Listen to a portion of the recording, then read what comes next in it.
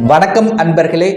இன்றைய பதிவு 2024 வருடத்திற்குரிய குரு பெயர்ச்சி பலன்கள்.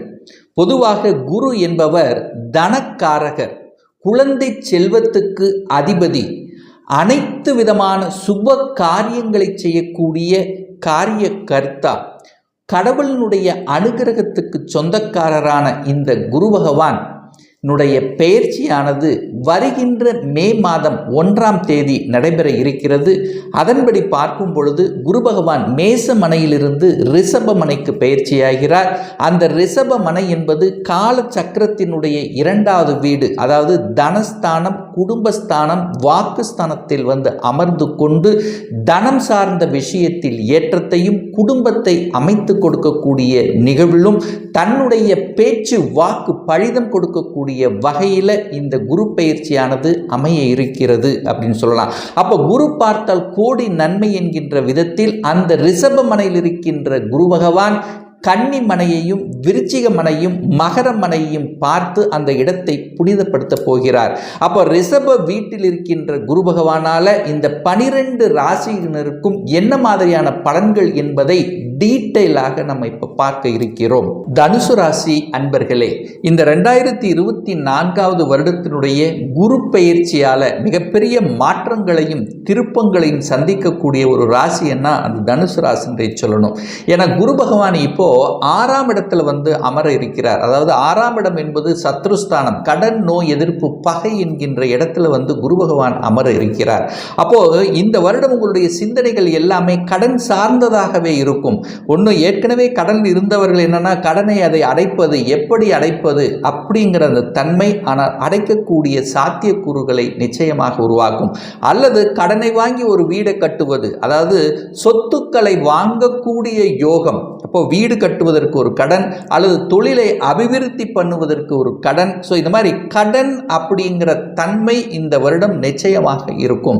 எதிரி தொல்லைகள், இதுவரைக்கும் ஒரு எதிரிகளே இல்லை, ஏதாவது ஒன்று பண்ணிட்டு இருந்தாங்க, ஆனால் நமக்கு யாரு எதிரி பண்ணாங்க, ஒரு புறமுதகு குத்தி கொண்டிருந்தார்கள் என்பதை பற்றி கவலைப்படாமல் இருந்த உங்களுக்கு இப்போ இவர் தான் நமக்கு இத்தனை தொந்தரவு செய்தார்கள் அப்படிங்கிறத இனம் கண்டு கொண்டு அதற்கு தகுந்த மாதிரி செயல் திட்டம் தீட்டி வெற்றி பெறக்கூடிய ஒரு வருடமாக உங்களுக்கு அமையும். அப்போ எதிரிகளை அழிக்கக்கூடிய ஒரு வருடமாக உங்களுக்கு அமையும்.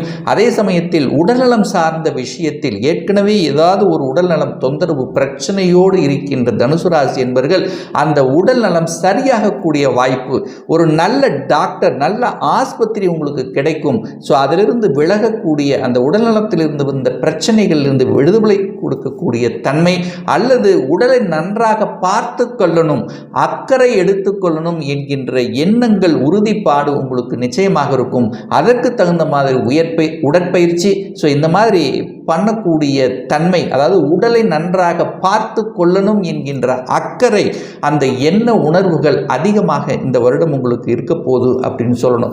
அதே சமயத்தில் அந்த குரு பகவானுடைய 9வது பார்வை, பாக்கிய பார்வையானது 2ஆம் இடம் என்கின்ற தனஸ்தானம், குடும்பஸ்தானம், வாக்குஸ்தானத்தின் மீது பதிகிறது.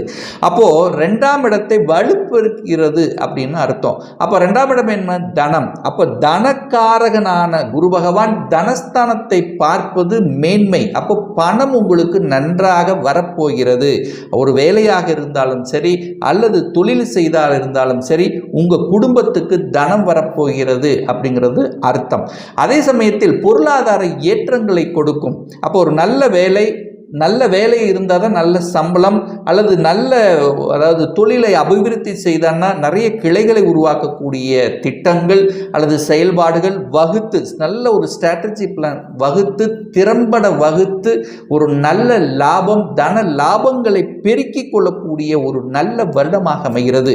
அப்போ குடும்பத்தில் ஏதாவது ஒரு பிரச்சனை இருக்கு, கணவன் மனைவிக்குள்ள ஒரு பிரச்சனை இருக்கு, அப்போ கணவன் ஒரு சைடில், மனைவி ஒரு சைடில், அல்லது வெவ்வேறு இடத்தில் வேலை பார்த்து கொண்டிருந்தார் கொள்வார்கள். ஸோ இந்த மாதிரியான ஒரு பிரிவு அப்படிங்கிற மாதிரி இருந்த இந்த தனுசு ராசி என்பர்கள் கணவன் மனைவி ஒன்று சேர்வதற்கான வாய்ப்புகளையும் சந்தர்ப்பங்களையும் நிச்சயமாக ஏற்படுத்தும்.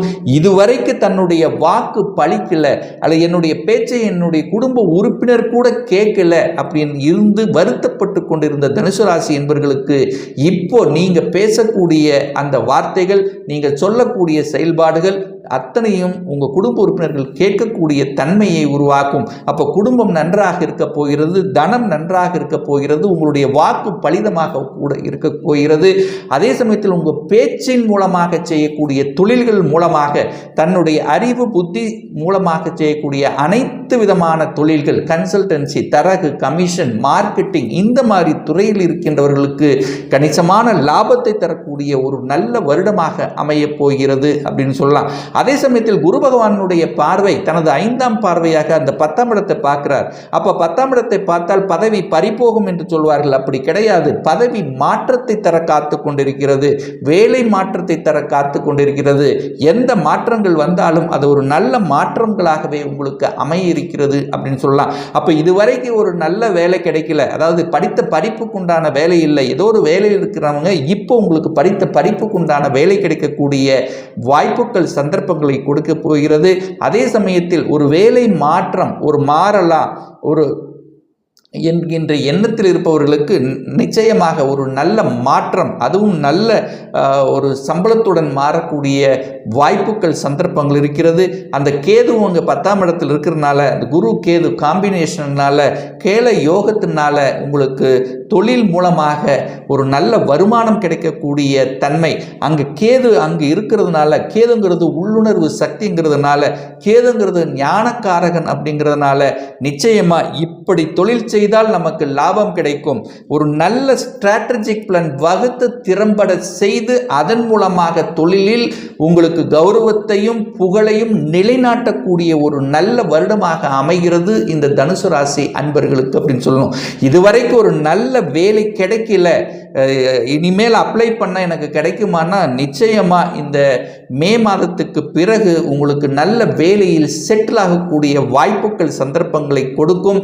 அதே சமயத்தில் ஒரு வேலைக்காக வெளிநாட்டுக்கு அப்ளை பண்ணி காத்து கொண்டிருந்தவர்கள், ஒரு வெளிநாட்டில் தான் நான் வேலையே பார்க்கணும் என்கின்ற எண்ணத்தோடு உறுதியோடு இருக்கக்கூடிய இந்த தனுசு ராசி என்பவர்களுக்கு வெளிநாட்டில் செட்டில் ஆகக்கூடிய வாய்ப்புகள் என குரு பகவான் 12ஆம் இடத்தை பார்க்கிறார்.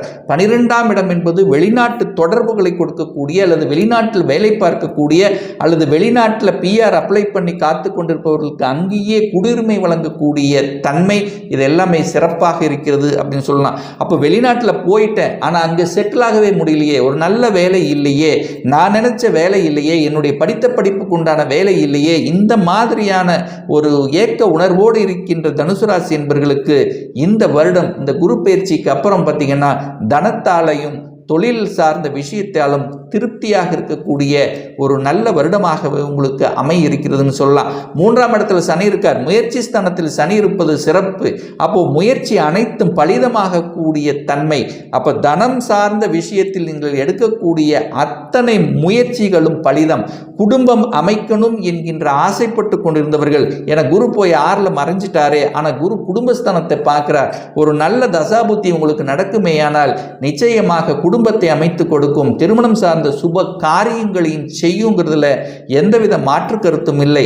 குழந்தை சார்ந்த விஷயங்கள் திருப்திகரமாக இருக்குமா அப்படின்னா, அந்த 5ஆம், அதாவது அந்த குழந்தை காரகன் என்று சொல்லக்கூடிய குரு பகவான் குடும்பஸ்தானத்தை பார்க்கிறார் அல்லவா, அப்போ குடும்பத்தில் ஒரு உறுப்பினரை இணைத்து கொள்ளக்கூடிய நிகழ்வுகளும் இந்த காலகட்டம் உங்களுக்கு சிறப்பாக இருக்கிறது அப்படிங்கிறத ஸ்ட்ராங்காக சொல்லலாம். அதே சமயத்தில் ஒரு வழக்கு சார்ந்த விஷயங்கள் தொந்தரவாக பிரச்சனையாக இருக்கிறது. ஏன்னா 6ஆம் இடம் என்கிறது வழக்கு அல்லவா, அப்போ ரொம்ப நாளாக ஒரு 3 வருடங்கள் 4 வருடங்கள் 5 வருடங்களாகவே ஒரு வழக்கு நிலுவையில் இருந்து கொண்டிருக்கிறது, பிரச்சனை முடியவே மாட்டேங்குது என்கின்ற எண்ணத்தில் இருக்கின்ற இந்த தனுசு ராசி என்பவர்கள் இந்த வருடம் நிச்சயமாக, அதாவது ஏப்ரல், அதாவது எந்த வருடம்னா அடுத்த வருடத்தினுடைய பிகினிங்குள்ள, அதாவது தீபாவளிக்குள்ள பார்த்தீங்கன்னா உங்களுக்கு வழக்கிலிருந்து விடுதலை பெறக்கூடிய அத்துணை அம்சங்களும் உங்களுக்கு சிறப்பாக இருக்கிறது அப்படின்னு சொல்லணும். அதே சமயத்தில் 12ஆம் இடம் என்பது முதலீடுகளை குறிக்கக்கூடிய இடம். அப்போ முதலீடுகள் செய்வதற்கு உகந்த ஒரு காலகட்டமாக இருக்கு. அப்போ என்ன முதலீடுகள்? ஒரு இடத்தை வாங்கி போடலாம், அல்லது ஒரு வீடு கட்டலாம், அல்லது புதிய வாகனங்கள் வண்டிகள் வாங்கக்கூடிய யோகங்கள், இந்த மாதிரி அசையும் அசையா சொத்துக்களை வாங்கி போடக்கூடிய ஒரு நல்ல வருடங்களாகவே உங்களுக்கு அமைகிறது. அப்போ நிறைய செலவு செய்வீங்க. அந்த செலவுகளை சுப செலவுகளாக கன்வெர்ட் பண்ணிக்கிறதும் புத்திசாலித்தனம் என்பதையும் ஞாபகத்தில் வைத்துக் கொள்ளுங்கள். பூர்வீகம் சார்ந்த விஷயங்கள், அதாவது தகப்பனுடைய சொத்துக்கள் ஒரு சிலருக்கு கிடைக்கக்கூடிய வாய்ப்புகள், அல்லது பூர்வீகம் சார்ந்த பிரச்சனை இருந்து வந்த பிரச்சனைகள் எல்லாம் விலகக்கூடிய தன்மை, இரத்த பந்தங்களுடைய சொந்தங்கள், அதாவது உங்களுடைய சகோதர சகோதரிகளுடன் இருந்து வந்த கருத்து வேறுபாடுகள் கூட விலகக்கூடிய வாய்ப்புகளையும் சந்தர்ப்பங்களையும் இந்த காலகட்டம் நிச்சயமாக உருவாக்கும். அதே சமயத்தில் பார்த்தீங்கன்னா ஒரு நல்ல தெய்வ வழிபாடு இந்த தனுசு ராசி அன்பர்களுக்கு அப்படின்னு எடுத்துக்கொண்டால், ஒவ்வொரு வியாழக்கிழமை என்று தட்சிணாமூர்த்தி சென்று வழிபடுவதும், அல்லது இந்த வருடத்தில் ஒரு முறையாவது திருச்செந்தூர் சென்று முருகப்பெருமானை சென்று வழிபடுவதும் அனைத்து விதத்திலும் உங்களுக்கு மேன்மையை ஏற்படுத்தி கொடுக்குங்கிறதுல எந்தவித மாற்று கருத்தும் கிடையாது. இப்போ நான் சொன்னது கோச்சார ரீதியான ஒரு பொதுவான பலன்கள். உங்கள் ஜாதகத்தில் குரு பகவான் எப்பேற்பட்ட நிலையில் இருக்கார், அதாவது ஆட்சி பலத்துடன் இருக்காரா, இல்லை உச்ச பலத்துடன் இருக்காரா, இல்லை மூலத்திரிகோண பலன் அல்லது நீசமாக இருக்காரா, அல்லது திக்பலத்துடன் இருக்காரா அப்படிங்கிறத பாருங்க.